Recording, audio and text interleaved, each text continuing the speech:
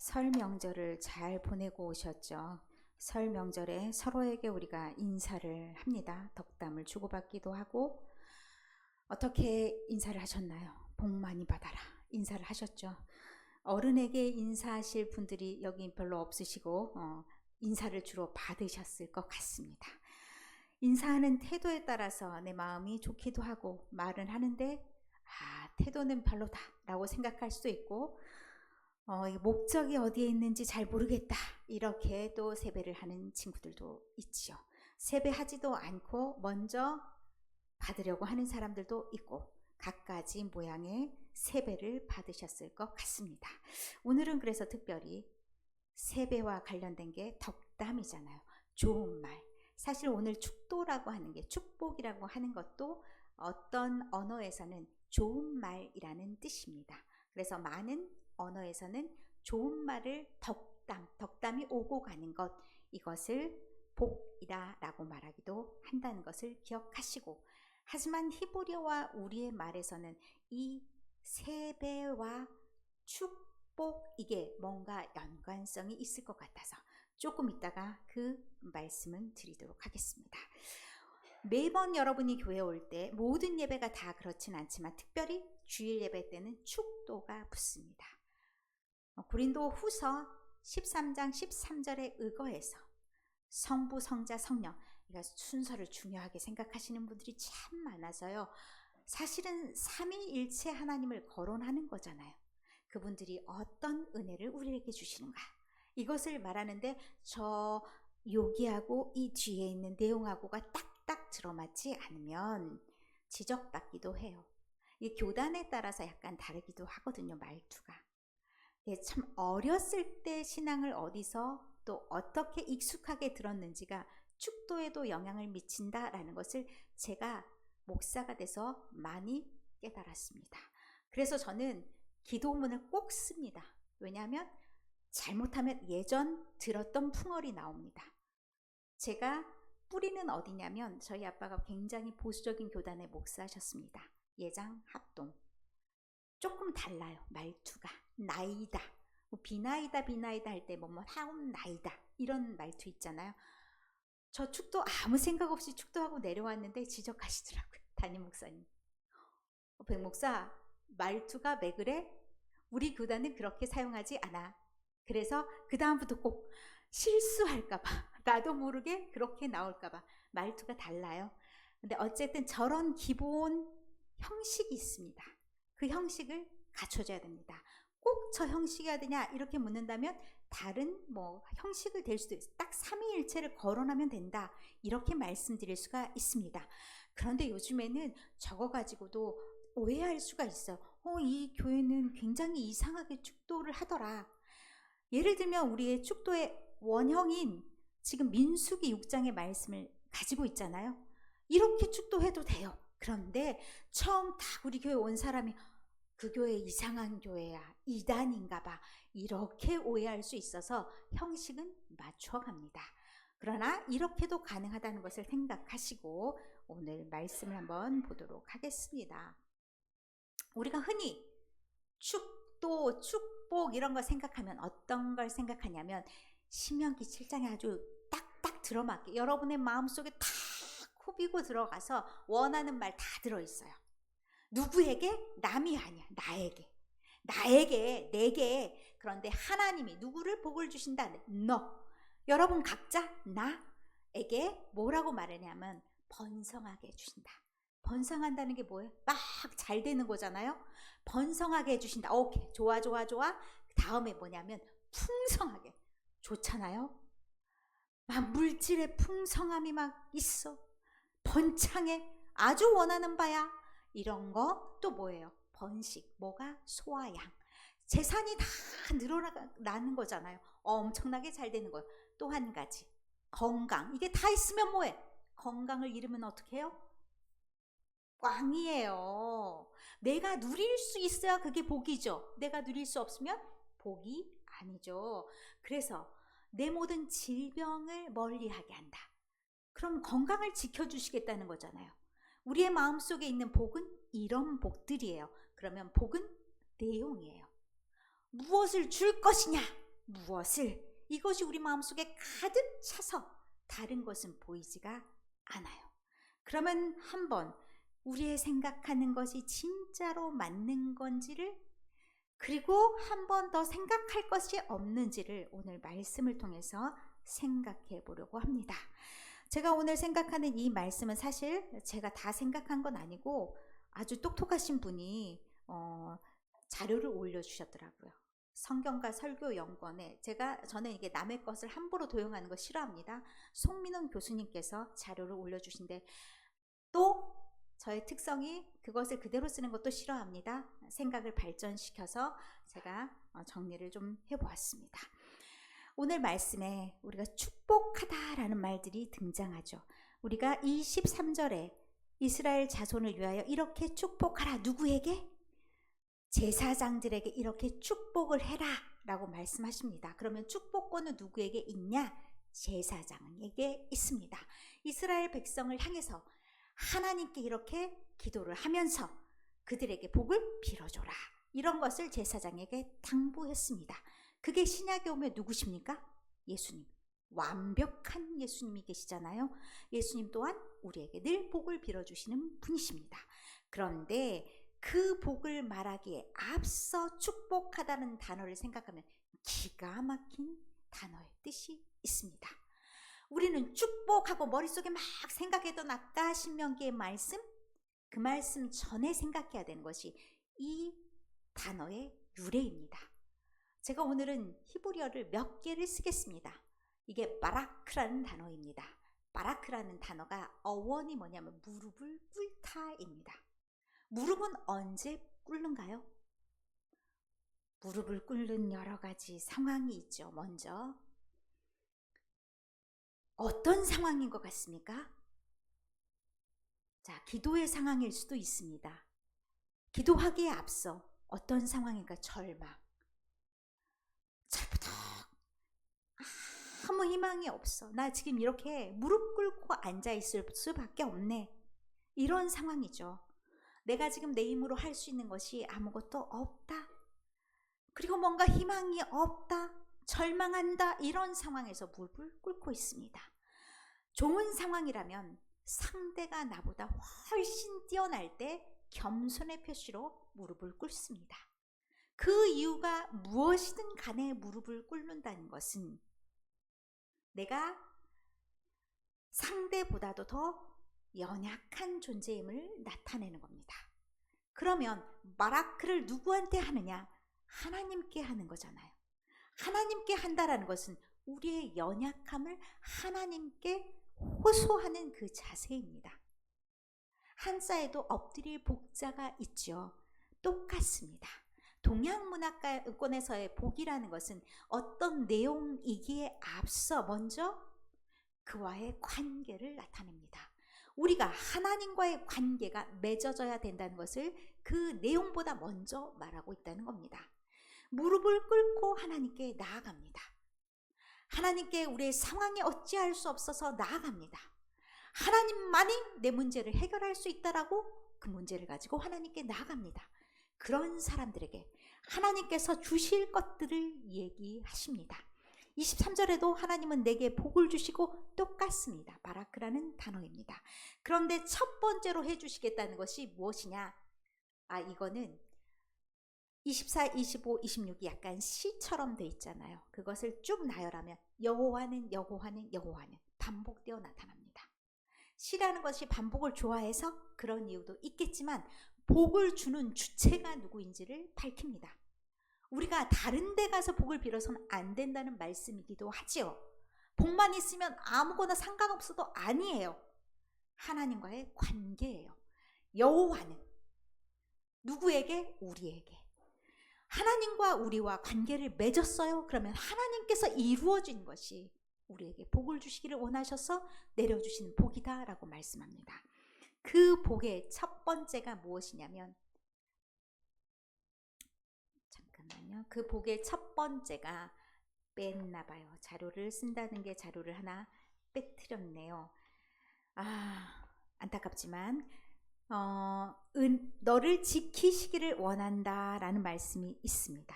지키시기를 원한다라는 것은 지키다라는 것이 샴마르라는 그런 히브리어입니다.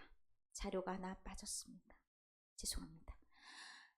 샴마르라는 동사인데 이것은 어떤 뜻이냐면 지키다, 보호하다라는 뜻뿐만 아니라 명령을 따르다 라는 말도 있고요. 막다, 가두다 라는 뜻도 있습니다.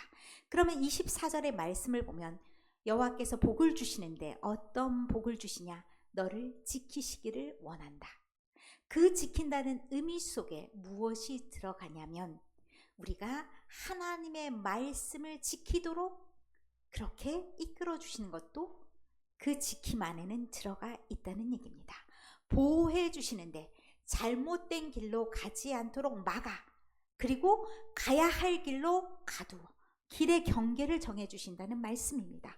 그래서 하나님의 말씀을 따르는 길, 복을 받는 그 길에 서도록 한다라는 것이 그 지킴 안에 들어가 있다는 말씀입니다. 여호와는 또한 그의 얼굴을 내게 비추사라고 말씀하십니다. 얼굴을 비춘다고 하니까 늘 우리가 생각할 때는 위에서 뭔가를 내리는 깜깜한 밤의 빛, 전등, 달, 해, 뭐 이런 것들을 생각할 수가 있습니다. 왜냐하면 하나님은 위대하시니까 저 멀리서 저 위에서 지키시겠지라는 생각을 할 수 있습니다. 그런데 그 다음에 쭉 이어지는 내용으로 봤을 때 하나님께서 전등을, 하나님의 얼굴을 비춰주시는 것이 아마 이와 같은 모양이면 어떨까라는 생각을 해보았습니다. 빛을 비추는데 높은 곳에서 멀리서가 아니라 가까이에서, 발등을 비추기 위해서 내 한 걸음을 나아가기 위해서 내가 갈 바를 몰라 할 때 그 빛이라는 것은 손 안에 아주 가까이, 나의 가까이에 있을 때 그 빛이 나를 완전히 길을 안내할 수 있는 빛이 되는 겁니다. 그러면 아주 가까이에서 아주 친밀하게, 아주 상세하게, 자세히 들여다보는 그 빛을 말해주는 겁니다. 멀리서가 아니라 가까이서, 높은 데서가 아니라 낮은 곳에서 최대한 나를 자세히 보기 위해서 비춰주시는 그 빛을 말씀합니다. 그리고 하나님께서는 우리에게 은혜를 베푸시기를 원한다라고 말씀하십니다. 그 은혜라는 것이 어떤 거냐? 히브리어로 헨이라는 의미입니다. 이 은혜라는 것은 사랑으로도 표현되기도 하고 인자로 표현되기도 합니다. 그런데 이 은혜는 우리가 뭔가를 잘해서 대가로 주어지는 것이 아니다. 공짜이고 값도 없고, 그리고 하나님이 불쌍히 여기시고 긍휼히 여기시는 그 모든 내용을 포함하는 그런 단어입니다. 하나님이여 우리에게 은혜를 베푸사, 시편 67편 1절의 말씀입니다. 그때 은혜 베푼다는 것이 이 헨이라는 것입니다. 67편 1절의 말씀도 오늘 우리가 읽었던 25절의 말씀과 유사합니다. 하나님이 은혜를 베푸셔서 얼굴을 비추어 주시는데 어떻게 비춰주시냐? 우리의 앞길을 잘 가도록, 우리가 길을 잘 가도록 그렇게 베풀어 주신다. 가까이서 베풀어 주시고 필요한 것들을 다 아시고 그런 복으로 임하여 주신다라고 말씀을 하시는 겁니다. 그래서 하나님께서 그 다음에 말씀이 여호와는 그 얼굴을 내게로 향하여 드사. 그런데 들다라는 히브리어를 보니까 낫사라는 표현인데 이게 고개를 들다, 물건을 들다라는 표현입니다. 그러면 얼굴을 어떻게 하고 있어야 상대방을 봤을 때 얼굴을 드는 것인가 라는 생각을 하게 되었습니다. 보통 제가 여러분을 바라봤을 때는 얼굴을 든다라는 표현보다는 시선이 아래로 떨어지죠. 여러분이 저를 봤을 때 얼굴을 든다라는 표현이 더 정확하죠. 그러면 아래서 위를 바라봤을 때 그런 표현이 훨씬 더 집중하는 거잖아요. 저는 다양한 사람을 보고 있지만 여러분은 저를 보면서 집중하는 그런 시선이 되는 겁니다. 그러면 이 안에 들어가 있는 것은 아래서 위를 보든 옆에서 옆을 보든 위에서 아래를 보든 단 한 사람에게 집중하는 그 시선을 나타내는 겁니다. 하나님께서 각 사람 하나하나를 향해서 집중해서 보고 계시는 것을 이 히브리어를 통해서 말씀하십니다. 그런데 그 하나님께서 각 사람에게 주시는 것이 무엇이라고 말하냐면 평강이라고 말합니다. 평안하다라고 했을 때 우리가 평강 이렇게 생각하기 쉬운데 그보다도 더 훨씬 큰 의미를 가지고 있습니다. 온전하다. 아무것도 이상이 없는 완전한 갖추어진 상태. 이것을 온전하다라고 얘기를 합니다. 그러면 어떤 상태든 하나님이 만들어주신 그 상태 그대로인 너무나 좋았던 그 상태, 그것이 바로 샬롬, 평강이라고 번역된 샬롬의 상태입니다. 그러면 어떤 사람이든 어떤 상태든 온전한 회복을 말하는 것이 이 복 안에 들어가 있다는 말씀입니다. 하나님께서 이 제사장들에게 이 말씀을 하시고 이런 복을 빌어줘라 라고 했을 때 이스라엘 백성들이 아주 평안한 상태냐? 결코 아닙니다.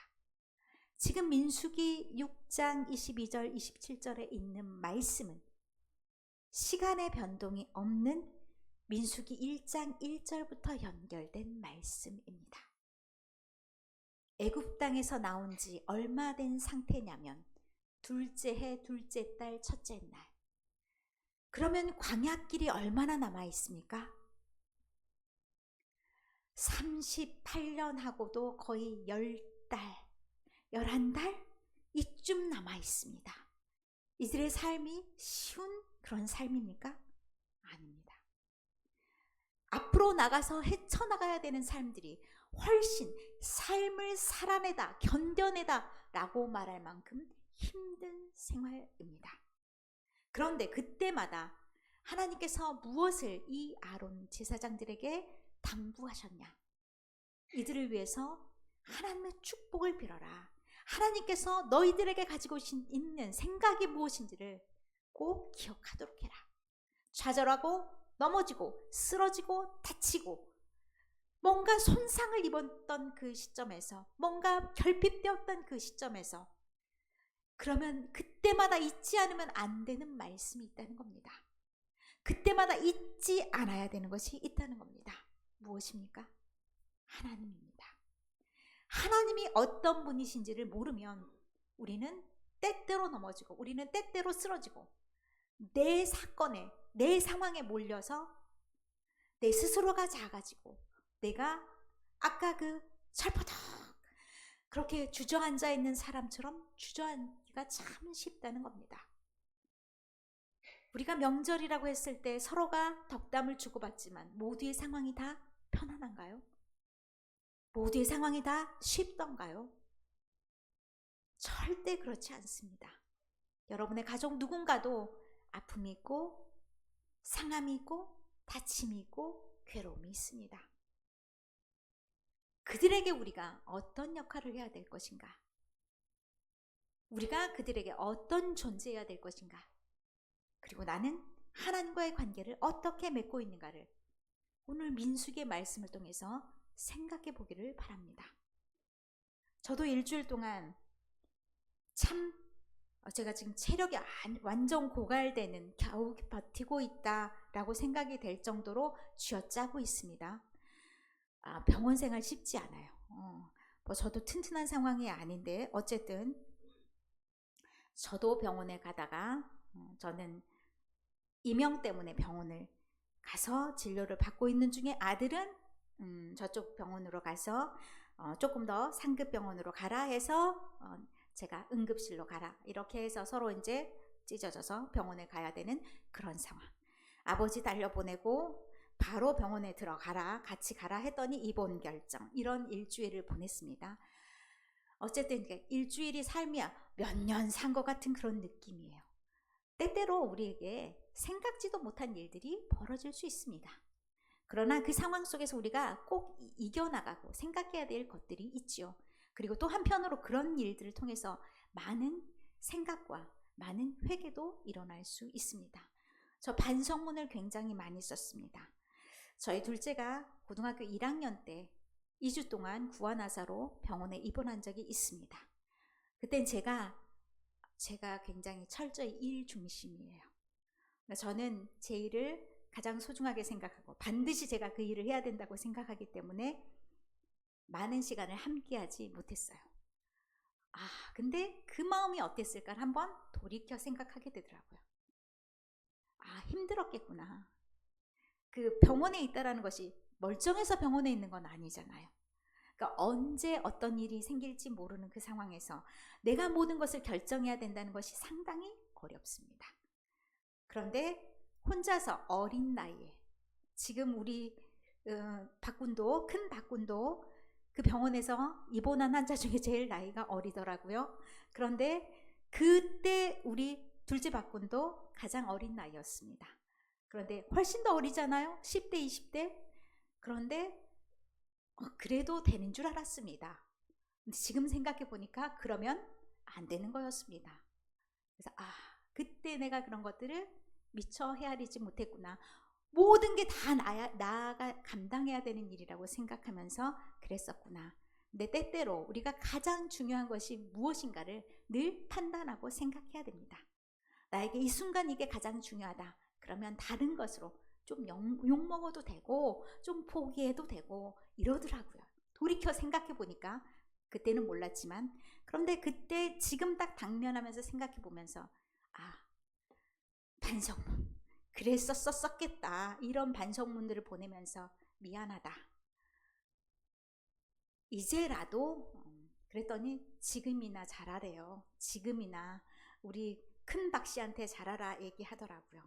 이렇게 제가 말씀드리는 이유가 뭔가요? 우리의 관계를 가장 중요하게 생각해야 되는 관계를 한번 돌아보면서 그리고 지금 집중해야 되는 일들이 무엇인가를 한번 돌아보면서 내가 가장 집중해야 되는 일이 무엇인가? 가장 해줘야 되는 일들이 무엇인가? 어떤 관계를 통해서나 마찬가지예요. 그리고 제가 그렇게 말하기 편하지 않았던 사람이라는 것도 이번 기간을 통해서 많이 생각해 보게 됐어요. 제가 뭐 아프다고 쉽게 아프다 말할 수 있는 사람인가 생각도 하게 되더라고요. 그래서 옆에 있는 사람을 좀 잘 보자, 살피자, 내가 먼저 알아주는 사람이 되자 이런 마음의 결심도 하게 되었습니다. 한번 둘이서 앉아 있는 분들, 앞뒤에 있는 분들 한번 봐주실래요? 저 사람이 나한테 좀 어려움이 있어도 말을 잘할 수 있을까? 잘할 수 있을까요? 권사님 어려움이 있어도 나한테 말할 수 있을까? 저 좀 반성했습니다. 그렇게 되기 위해서 더 노력하겠습니다. 그런데 사실 그렇지 못하는 경우가 참 제가 제 스스로 말씀드렸잖아요. 굉장히 일 중심이라고. 모든 사람을 일로서 대하는 건 아닌가라는 스스로를 생각해 보았습니다. 가족이 일로서 서로를 대하면 안 되잖아요. 교회도 서로를 일로서 대하면 안 되는 그런 모임입니다. 나는 여러분에게 늘 하나님의 복을 빌어줘야 되는 그런 위치입니다. 그런 사람입니다. 그리고 또한 신약시대에서 우리는 모두 다 하나님의 제사장입니다. 그러면 우리는 가족이든 이웃이든 하나님을 믿지 않는 그들을 향해서라도 이렇게 하나님의 복을 빌어주는 사람이어야 됩니다. 그러면 나는 어떤 입장에 서 있어야 됩니까? 늘 하나님 앞에 무릎 꿇고 하나님께 의지하는 자로서 나아가야 됩니다. 그리고 그들의 복을 빌어줘야 됩니다. 내가 막 전적으로 하나님께 복을 받기 위해서 복을 받는 것 좋지요. 하나님께 은혜를 베풀어 주시는 것 좋지요. 그런데 그것이 먼저가 되다 보면 누구한테 복을 받든지 복만 받으면 돼. 잘못 가기 쉽습니다. 우리는 자세와 태도 또한 굉장히 중요한 사람들입니다.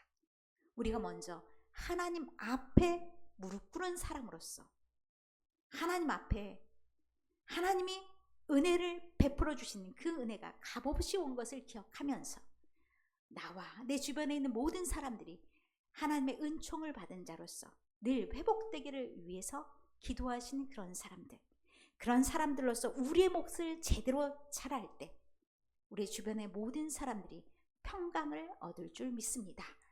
우리의 복 하나님께 있습니다. 복 받은 자로서 그리고 우리가 어떤 상황 가운데도 지치지 않아야 되겠죠. 우리의 광야 생활이 38년 11개월이 남았다 할지라도 우리와 함께 하시는 분이 누구십니까? 하나님이십니다. 나는 하나님과 함께 있는 사람이기 때문에 능히 하나님께서 내 짐을 가져가십니다. 내가 감당하는 것이 아닙니다.